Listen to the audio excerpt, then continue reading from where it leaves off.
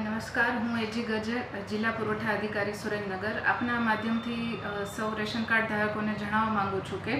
સરકારશ્રીના વિવિધ વિભાગો તથા પોર્ટલ પરથી ઉપલબ્ધ થયેલ ડેટાના આધારે હાલ અત્રેના જિલ્લામાં રાષ્ટ્રીય અન્ન સલામતી કાયદા હેઠળ લાભ મેળવતા લાભાર્થીઓ છે એમનું NFSAની સ્થાયી સૂચનાઓ, એના ઠરાવની સ્થાયી સૂચનાઓ, જોગવાઈઓના આધારે તથા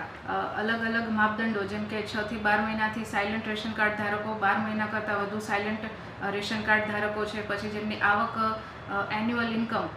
એન્યુઅલ વાર્ષિક આવક છે 6 લાખ કરતાં વધુ છે, પછી જેમનું વાર્ષિક ટર્નઓવર છે એ 25 લાખ કરતાં વધુ છે, વગેરે જેવા વિવિધ માપદંડોના આધારે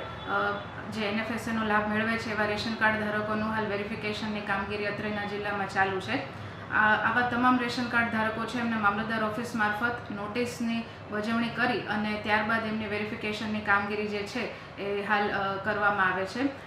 8 ઓગસ્ટની સ્થિતિએ હું આપને જણાવું કે 4584 જેટલી તમામ તાલુકાઓમાંથી થઈ અને સદરનું રેશન કાર્ડ ધારકોને નોટિસની વજવણી થઈ છે. સદર જે વેરિફિકેશનની કામગીરી છે એ મહત્તમ કામગીરી છે સપ્ટેમ્બર માસ સુધીમાં પૂર્ણ કરવામાં આવશે.